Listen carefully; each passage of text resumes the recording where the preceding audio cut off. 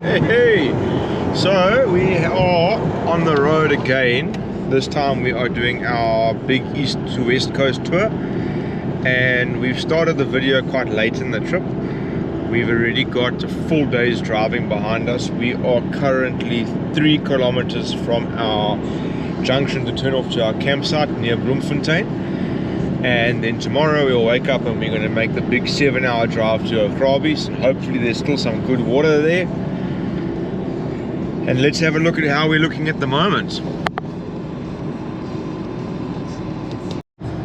So as you can see, our turn-off is coming up soon. There's a little bit of roadworks here on the N1. We stopped at the N1 Astron garage, which is pretty cool. Nice. They got a Mercedes-Benz electric hybrid sort of car charging machine there. That was interesting. We don't see those where we're from much.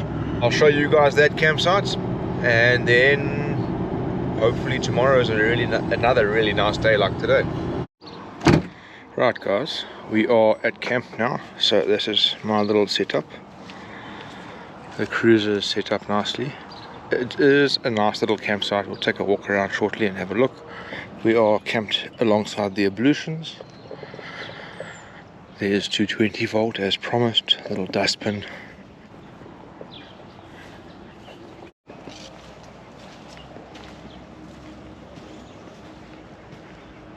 It does appear that they have self-catering chalets, bed and breakfast style stuff here.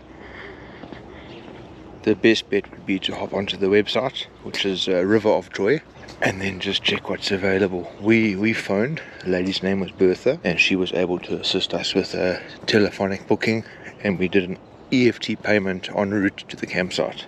And this is the river. Take a look and see what we see here.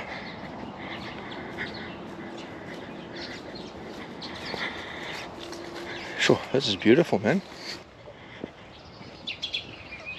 Sure, look at that, guys. Righto, that was a pretty cool little spot too. I would have loved to put my chair out there and had a sundowner or two, but the mozzies are eating me alive. So if you are driving from KZN, Durban specifically, and you want to do the trip that we're doing, this is a really viable place to come and spend your first night. So our little, what should I say, so my little setup is really basic. It's the Oz Tent RS1. Inside is my mattresses, my pajamas, my sleeping bags, all my warm stuff. I did pop it onto the stretcher just so I can sleep off the ground. It's a little bit more comfortable. And then all of this will disappear back into the rig at night, because obviously we're not alone here, and I don't think those folks will give me any trouble, but you never know who jumps the fence. And you know, this is still in town, so to speak. You can hear the N1 highway, I think it's the N1 or the N8, or you can hear the road really easily from here. Right, so we're gonna call it a night, sort of get situated here and then hit the sack. Tomorrow's a pretty early start. We'd like to try and leave here by about 5. About 1 o'clock. 1 o'clock, yeah. Right. Good morning. As you can see, we are on the road, and it is a nice and fresh. You won't be able to see that, but it's just gone 5 o'clock. We've packed up and we are moving. It is a lovely warm 2 degrees at the moment.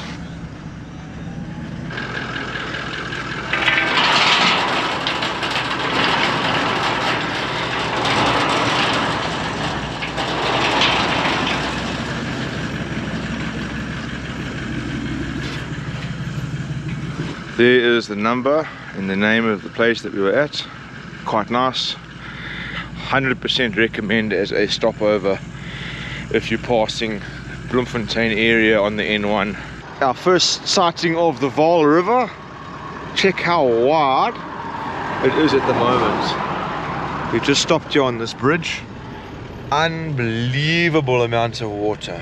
They weren't joking. I mean, and this is, they've closed 3 gates as of yesterday.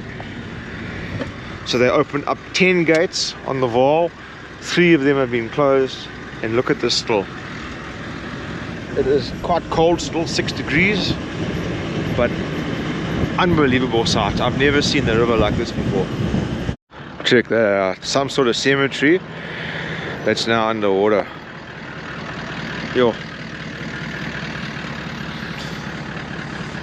But yeah, there we go. We've just crossed the Vaal. This is now the last part of the stretch to Augrabies National Park. We're a couple of k's away, about 5 minutes or so.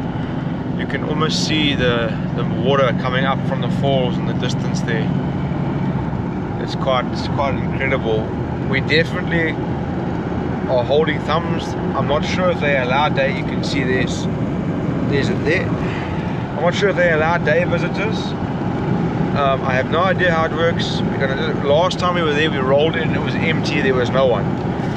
This weekend, as I said already, there's a big trail run happening, so I'm assuming it's been block booked. We're hoping we can find somewhere to stay, which will allow us either a place to stay or at the very minimum, wow, that's a lot of people. Oh bugger. Okay, so I don't think we're going to be able to stay here tonight. I don't even know if we're going to be able to see the falls. We're planning on our part. There is no accommodation available. It is so busy. The queue to pay just for a day fee or day pass took me about 25-30 minutes, almost as long as the queue to get inside here. The amount of people looking at the falls is incredible, so it's going to be pretty anticlimactic, this bit of footage, but I want to show you the best I can. So the downside of visiting when it's like this is there is zero visibility, and everything, and I mean everything, is sopping wet. We hold on to some hope that there's a clear spot up ahead.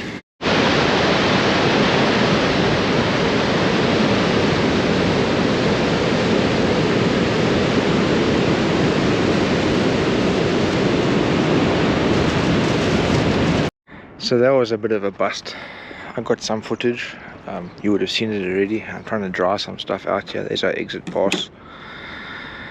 Cameras took a thrashing. Fortunately, they're not from Temu, so they'll be fine. I did lose my flippin' eyepiece, but that's not the end of the world. The road markers, the dead cat here needs some attention.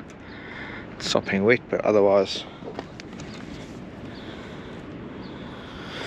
no worse for wear. But this place is busy. Yeah, well, we came, we saw, we conquered. Now it is 3 o'clock and we need to go find somewhere to sleep. So as we get closer and closer to the start of Eco Trail, or the Pofadder region, we're starting to see a lot more of this mountainous landscape. And unfortunately we haven't got a campsite for tonight. So this is one of those rare occasions where there's a comedy of errors that result in us not winning, and those comedy of errors is, it's a long weekend. So Thursday was a holiday, yesterday. There was no school this week because of all the holidays across April, and those two adding into the trail run happening at Augrabies have culminated into every campsite that's available in the vicinity from Pofadder to Augrabies Falls area, including Klein Pella Guest House, being fully booked tonight. And it's no fault other than our own. We're not booking in advance, but we also didn't, I mean, we were only supposed to arrive here tomorrow. So we found such an awesome spot here in Pofadder. Of all the towns, Pofadder. So it's called Rus Ibiki, and it's a little caravan park which is dead level in the center of town. It's chilled, it's got its own ablutions, it's got 220-volt power, fireplace, little brass stand here, table. So we've been able to have a shower, get warm. The owner, his name is James, absolute legend, has warned us that it's going to be very cold tonight. So rather uneventful afternoon at the camp, As you can see, I am in my mansion now. So let's take a quick look around.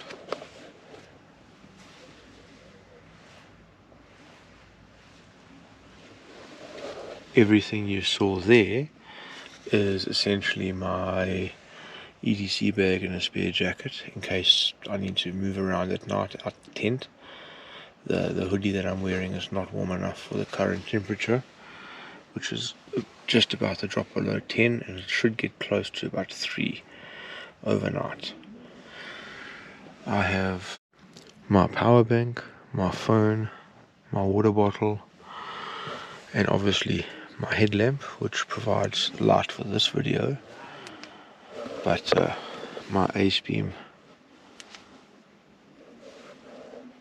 UC20 provides light in the tent.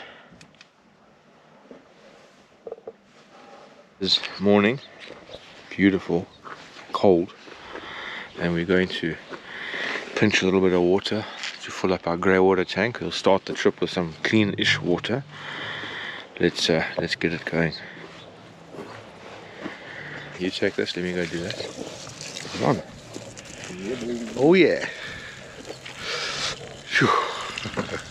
That's something I want. Don't get water on you, it'll be freezing.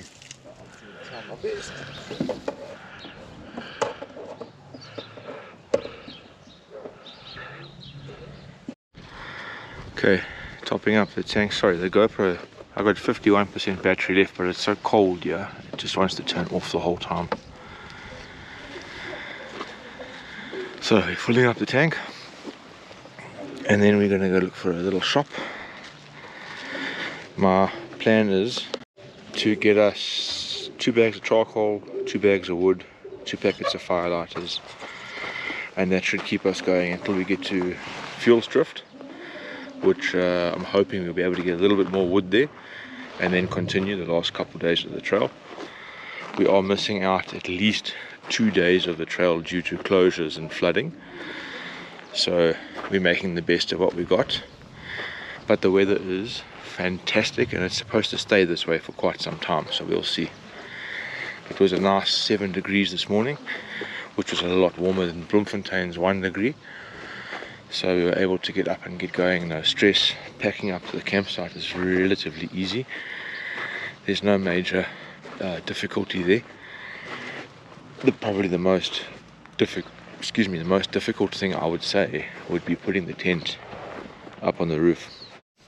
So we've stopped here because the old man wanted to have some cake dar, which we got from Pofadder. Very nice. That little garage on the right hand side of town there. The green garage, yes, the green one. Don't go to the total, go to the green one, the small random green one. Nice food. Very nice. Oh, it's beautiful out here.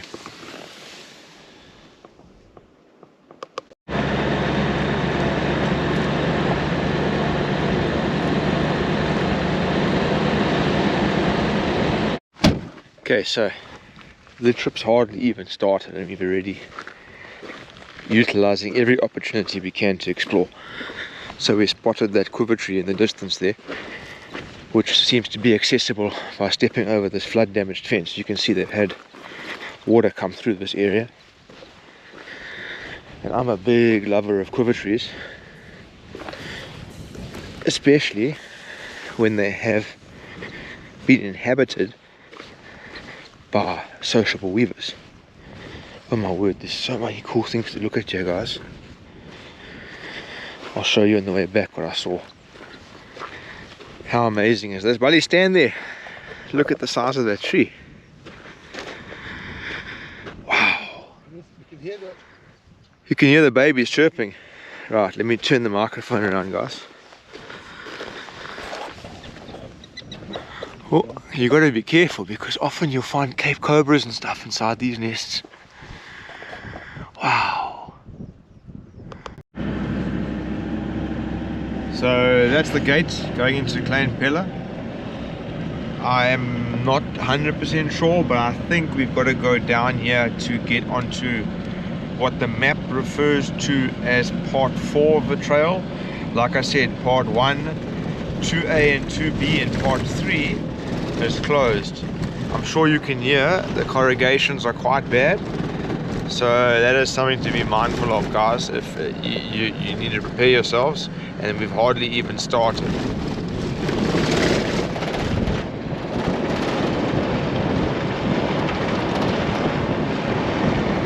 Look at that sociable weaver's nest in the quiver tree there.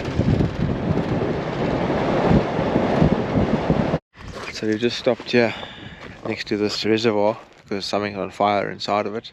It smells like it's burning refuse though. Stinks. It's a good opportunity to deflate our tires now because the corrugations are quite something, I won't lie.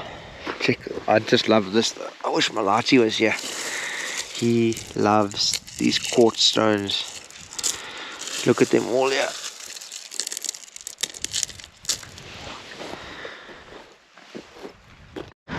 Okay, so for those of you wanting to use this for research purposes, let me show you something. Now, you'll know you're on the right track when you find these 3 signs. There's an emergency number. There's the official logo. So this is the next campsite. And this is where we're going. So our first night stop is essentially at Malcote, Boom, and it's that way. However, the email we received clearly states that that site at the time of the email was underwater. So we were going to go and check it out.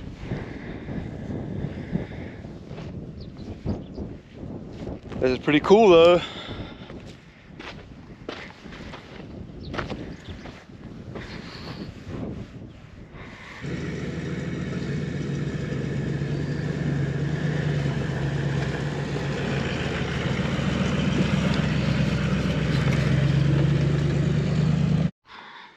Just look at that, guys.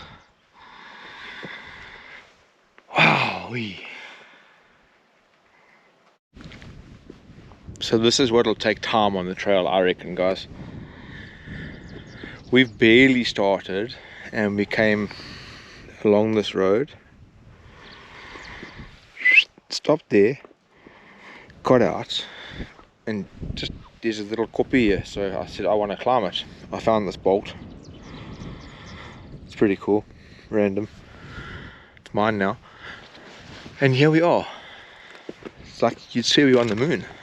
Just sans vegetation.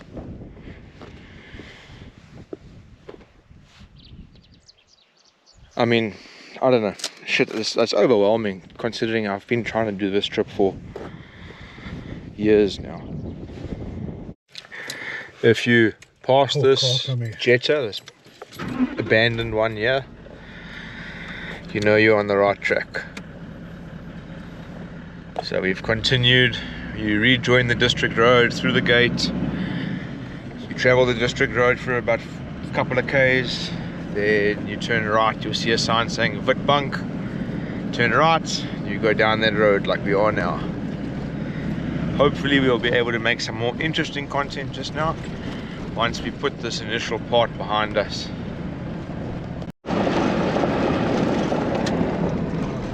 Where are we turning? Where's the road to go? Our next turn will be at the river. We'll turn left. Now we're going to follow along the river all the way.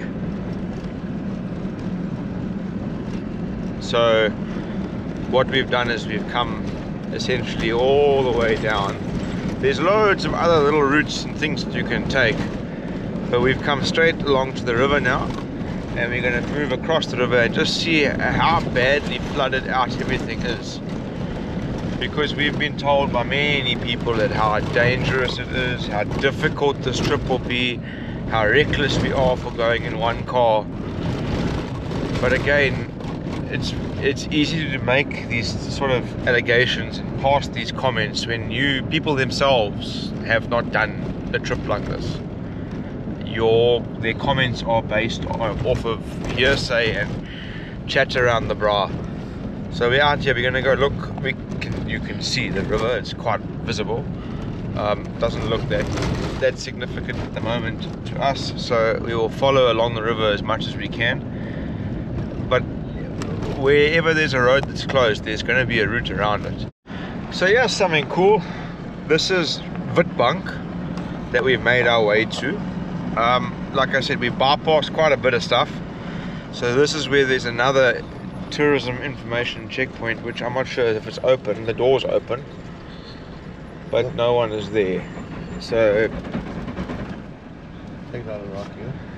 we'll just keep going. I mean, we know where we're going. We're not too worried about it. But this is a community here. There's people that live here. There's a school. That's incredible. What do they do for money? I don't know. Yeah, that's what I want to know. What they must be employed by the local municipality or the local farmers.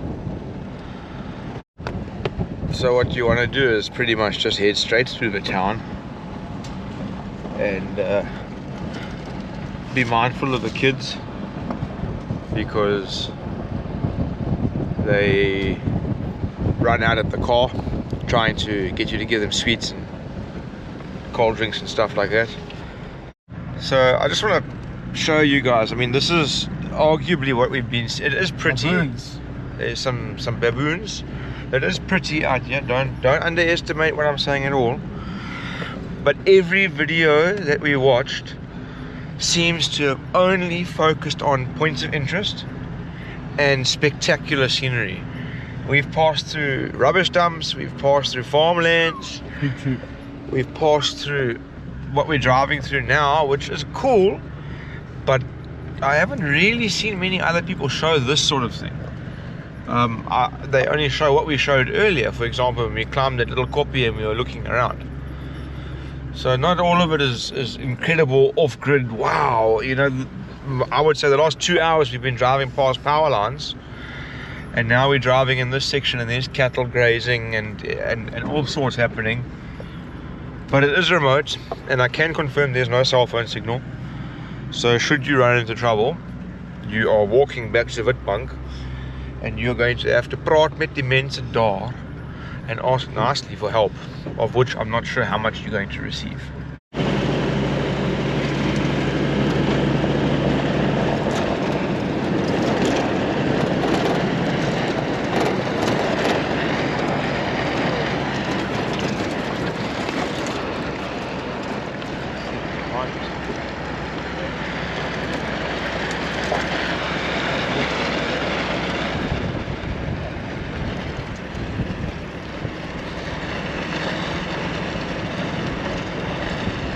So we're following this little goat path, trying to go and get a look at the river. I mean, we came all this way to see the mighty Orange River,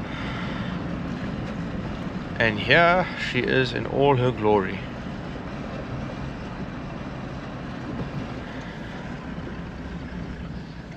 Now, the water is up high, there's no doubt about that. It's African data. Oh, pretty out here, man. Now that we moved away from the last outpost, also known as Witbank, the further away from people we go, the happier I am. There's a John Muir quote that I love. It reads, "Into the mountains I go, to lose my mind and find my soul."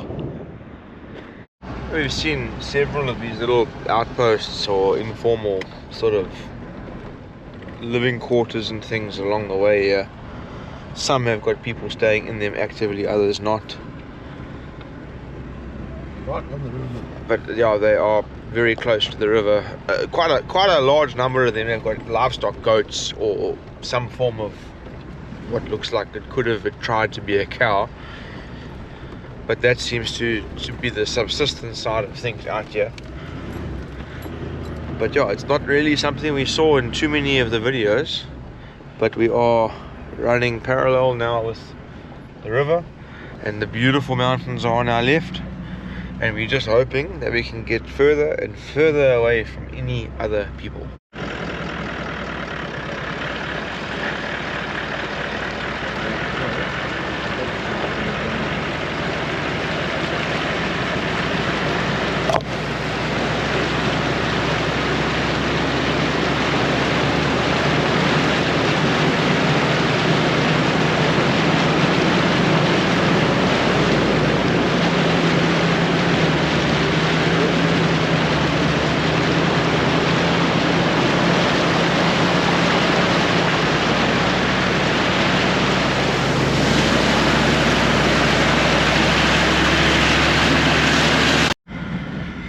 Okay, so that wasn't terrible.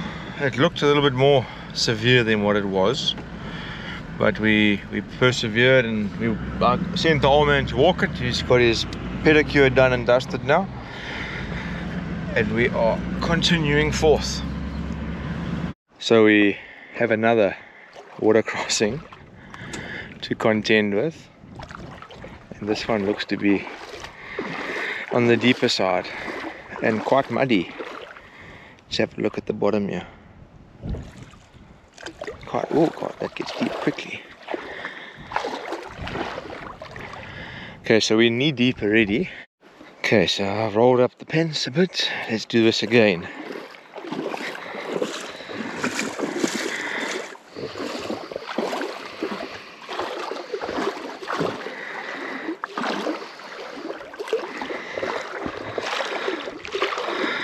Okay, soft on the bottom.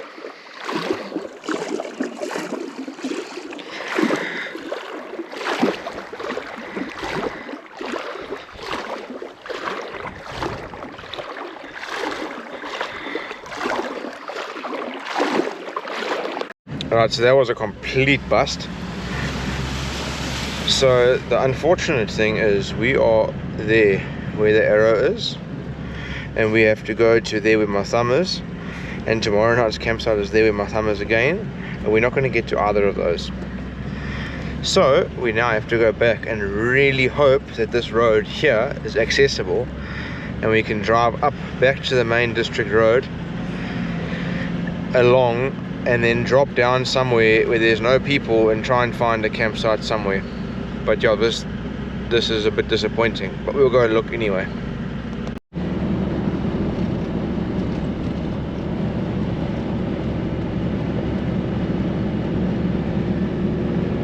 Okay, so it's 4 o'clock. The sun will get here first thing in the morning anyway. Yeah, it's 4 o'clock now. We are far from any other campsite. So Groot Melkboom is flooded. Ramansdrift is flooded. You can't access them at the moment. It's too far to drive to the next sort of campsite, which would be, I think, Good House. I don't know, which I don't even have a booking for in any case. So we're going to wild camp tonight, probably here where we park now, which is quite cool. Cheap as that looks nice. And then we just kind of wait and see what happens and leave in the morning. Right, let's quickly set up camp. We're gonna hopefully get it done nice and easy.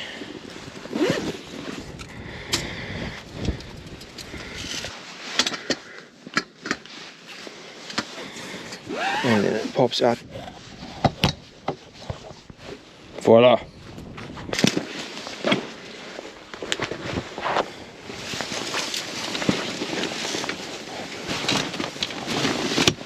Done.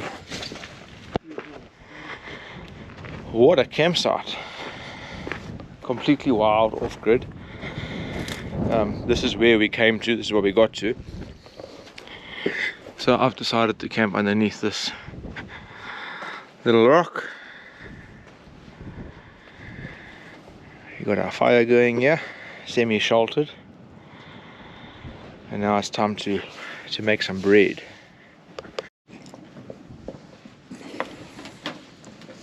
So the consistency you're looking for is pretty much this.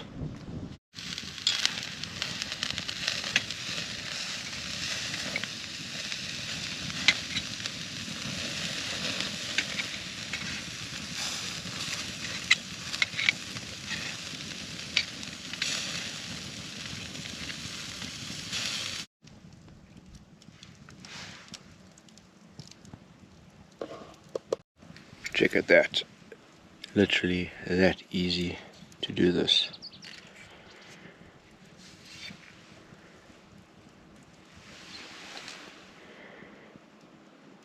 So that is, you can hear, pretty easy, eh?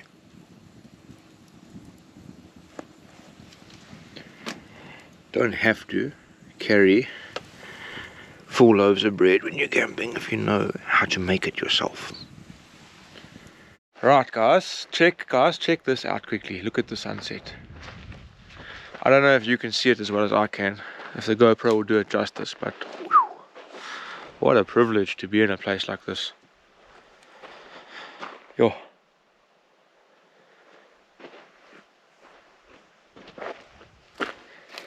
It's quite something, really is.